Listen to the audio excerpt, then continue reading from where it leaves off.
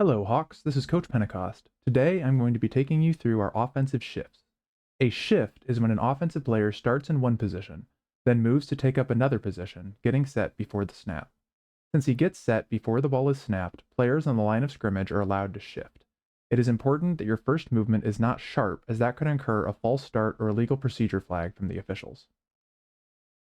With our roll or slide shift, the H starts in his normal position for the called formation, then moves to the opposite side of the formation on the quarterback signal. We can also tag other positions with roll or slide to have them do the same thing. In the top left, we line up in tray right, then the H slides to the opposite side of the formation on the QB signal. Now on the top right, we tag Z slide, so instead of the H, it is the Z sliding to the left side of the formation. Similar idea in the bottom left, where the Y slides to the left on the QB signal. In the bottom right, we see roll, with the H moving to the right side of the formation. For a Yoda shift, the Y starts on the opposite side of the formation, then shifts to his normal spot on the QB signal.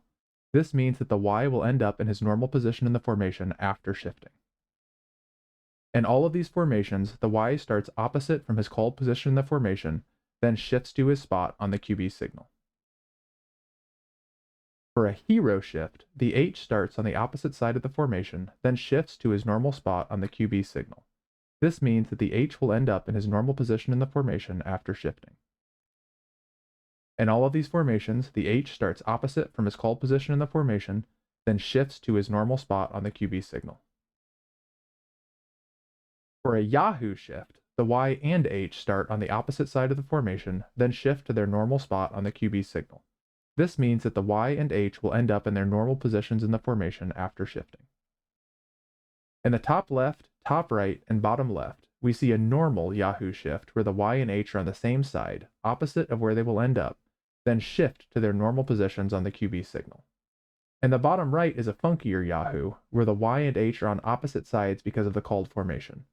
Nothing changes though, they still just start opposite of where they will end up and then move to their normal positions on the QB signal.